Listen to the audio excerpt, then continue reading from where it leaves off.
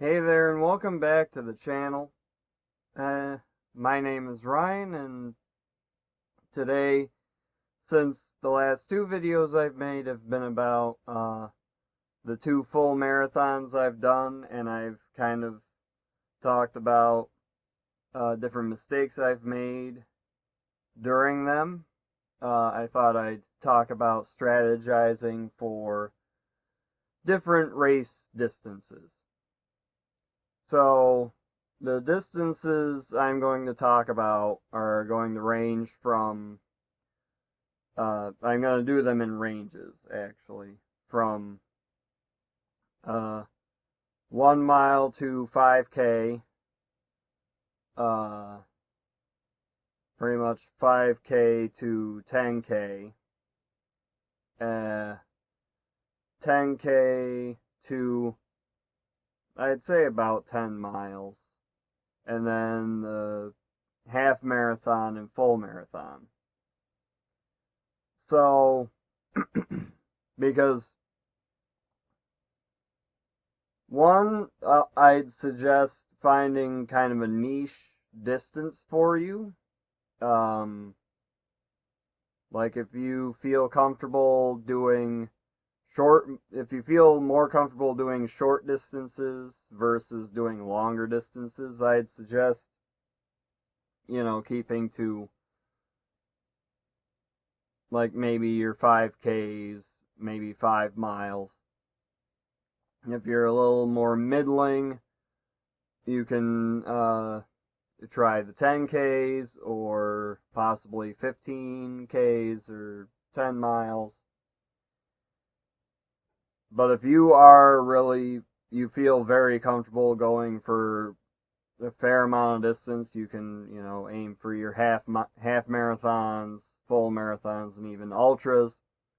I'm not going to talk about ultras though, because I've never personally run an ultra, and I personally don't really have much of an interest in running ultras, because I've done full marathons, and I feel like I'm comfortable doing the very few I want to do left of full marathons. I don't really feel like going beyond 26.2 miles.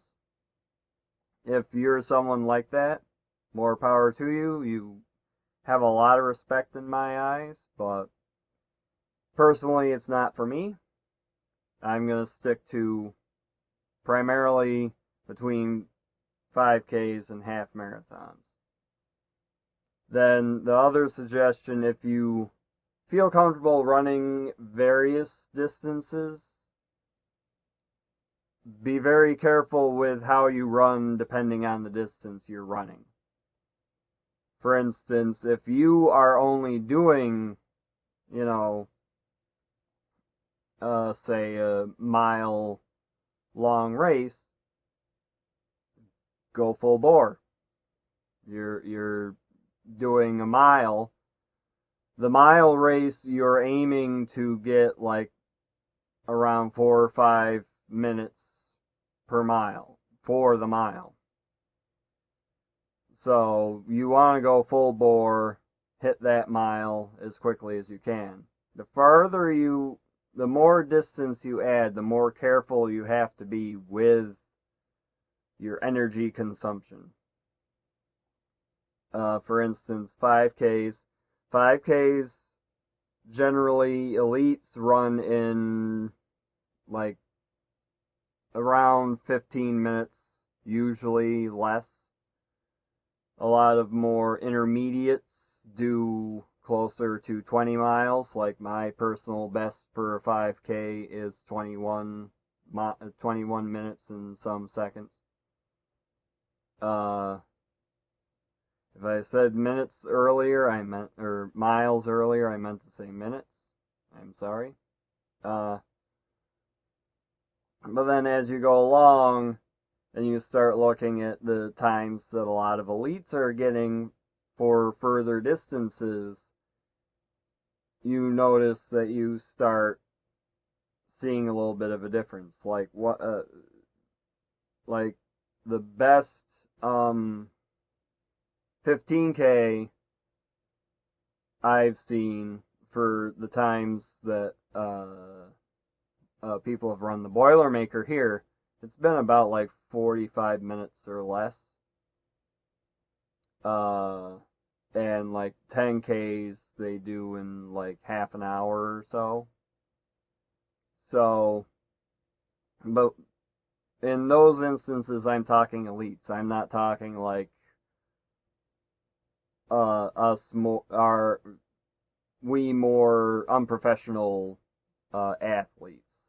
We're not trained by these amazing coaches. We're not sponsored by all these different brands for sneakers and whatever.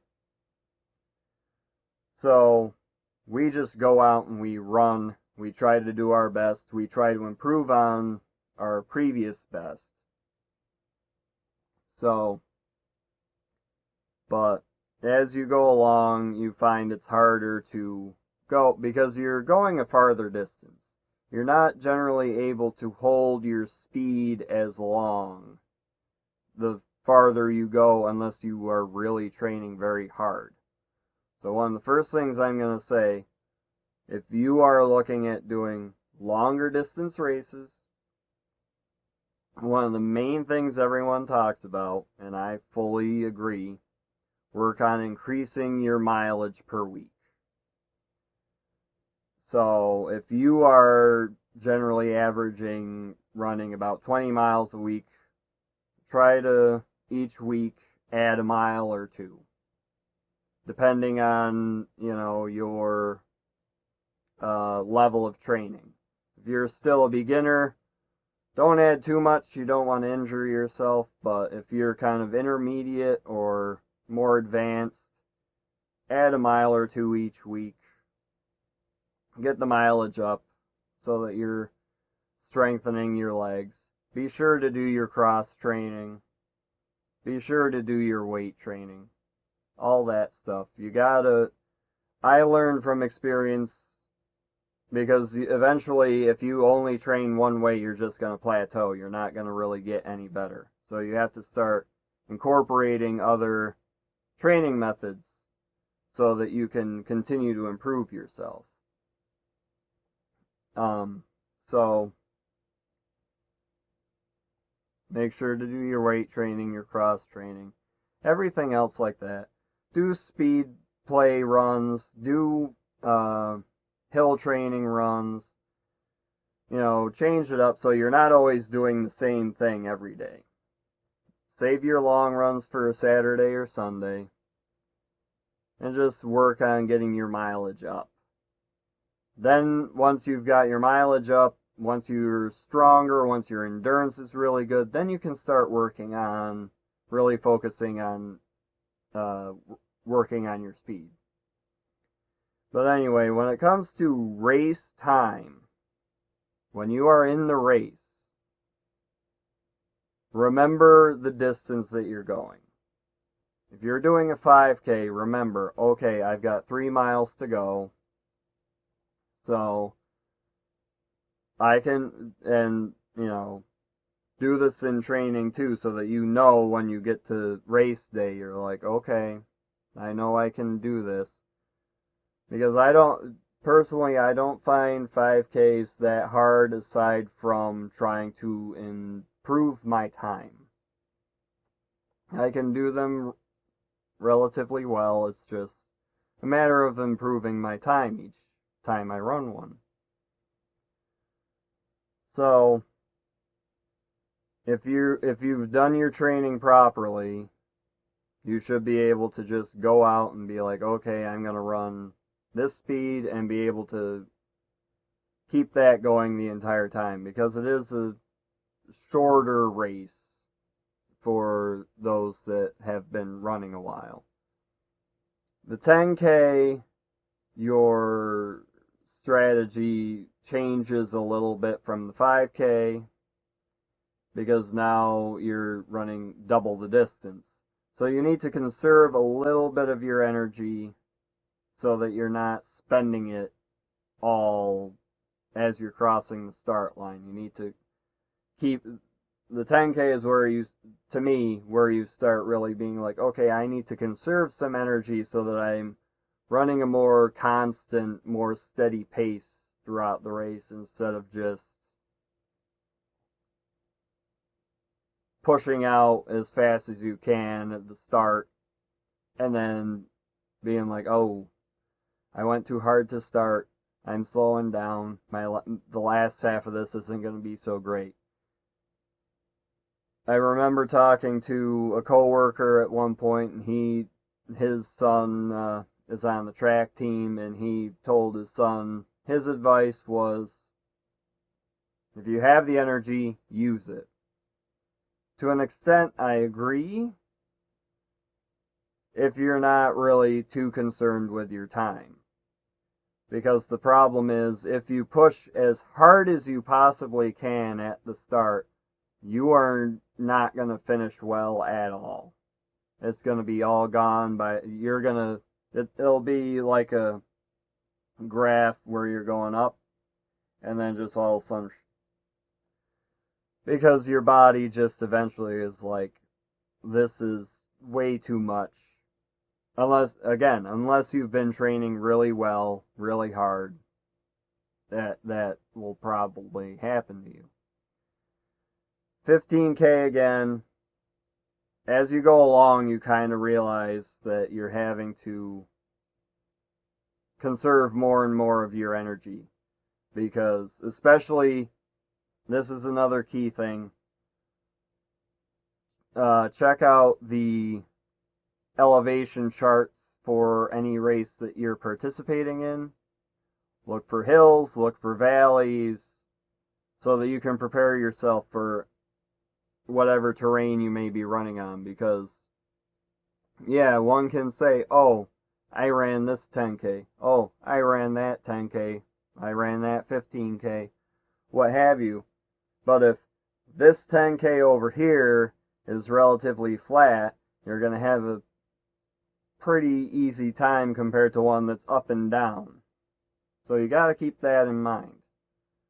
That's why, like, there's a popular marathon out in Utah for Boston qualification. Because you need to qualify for the Boston Marathon. You need to have a qualifying time. So people do this one race, I think it's the Cottonwood. That's it. It's all downhill. Gravity's doing a lot of the work for you, so your time is going to be really good if you're running on that to get a good time, because for the most part you're going downhill. So you need to train for going downhill. If you're training going uphill or on flat, it's a different experience. I talk about that in my hill training video. Because you're worrying about not going so fast that you go falling forward, or running so, putting the brakes on so bad that you end up falling backwards or anything like that. So you need to be aware of the terrain before you go to the race. Take that into account along with the distance. Strategize, okay, I'm going to hit this water station, I'm going to get 1 cup of Gatorade and 1 cup of water. I'll grab some sport beans, and then at this one I'll just grab a cup of Gatorade. I won't really slow down too much. This is at a point where it's not, the elevation's not bad, the terrain's not bad. I can, just grab and go fast. Whereas maybe another is like right after running up a hill, so you want to take a few seconds to kind of catch your breath because you've just been running uphill. So it's that sort of thing. You gotta keep an eye on where water stations are, what the other aid stations, what they're doing, what's at everything, what the elevation chart looks like. And these are all things to take into consideration. They're all on the race websites, and they have all kinds of things in the pamphlets and whatever at the expos when you go to those. Now, the one thing I do really want to talk about, and the reason I kind of decided to do this in the first place, was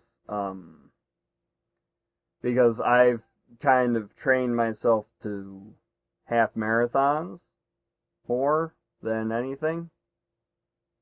I mean, like 5Ks and 10Ks, 15Ks, yes, but half marathons versus marathons. It all, again, comes back to that treat it like you're having to conserve your energy throughout the race. If you're going, and this is what happened to me at New York City, I talk about it in that video. If you're going along running a half marathon, when you get past the half marathon and you're still like, oh, I'm feeling great, you're not going to end well.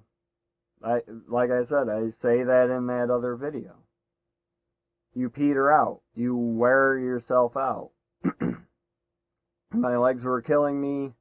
I was starting to get Charlie horses, all kinds of stuff. That's the other thing. Again, going back to the aid stations, look at what they're handing out. Strategize what may or may not be going on at that point. Where are you in the race when you're getting to this station? Oh, is it 20 miles? Are they handing out sodium packets? Are they handing out half bananas? Are they handing out handfuls of grapes? If they are, in your training, have you noticed that you start wearing out a little bit by like 20 miles or the further you go along? Maybe you should stop and grab a half banana. Maybe you should grab that packet of sodium. It all depends on the athlete. I can't tell you what you're going to be feeling at mile 20 of the marathon. But what I can tell you is keep an eye out on the stations, know what they're handing out, strategize what you may or may not need at that point in the race. If you're going along, now we're in the race. Before what I was talking about was making a plan. Now you're in the race. You're getting the 20-mile marker. You're starting to feel really fatigued. You're starting to feel the little scratching, tenseness in your calf muscles. So you get to the aid station and they're handing out sodium packets. They've got a half banana. They've still got the Gatorade and water. What do? Grab the Gatorade. Drink that down. Maybe grab some water for some extra hydration. But definitely grab the half banana and the sodium packet. If you need to, step off to the side, take it down, and then continue on. Because I will tell you, I regret not taking some of that stuff. It probably would have saved me even a few seconds off my time. If time doesn't matter to you that much, that's up to you. But if you're worried about your time, if you're worried about how you're feeling, you need to plan accordingly. But definitely do not make my mistake and run a half marathon when you're running a marathon. That has been my mistake at both full marathons I've done, because I pretty much average under 8-minute miles for half marathons. So I was doing that for the full marathons when I should be more at the beginning of them, I should say. When I should be more doing like 8.5-minute miles maybe. But I just wanted to do a little video about the strategizing for these different races. So like I said,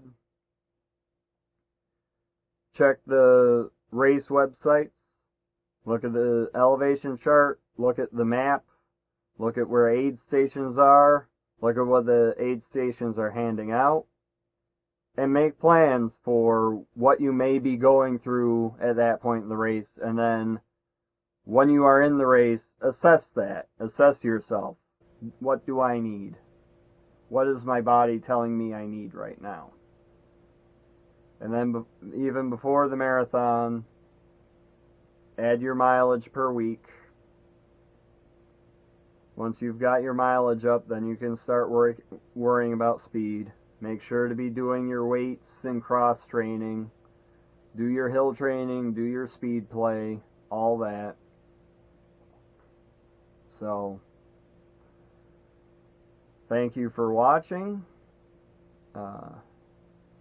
Links are in the description for social media stuff. And my link for my Patreon is in there as well.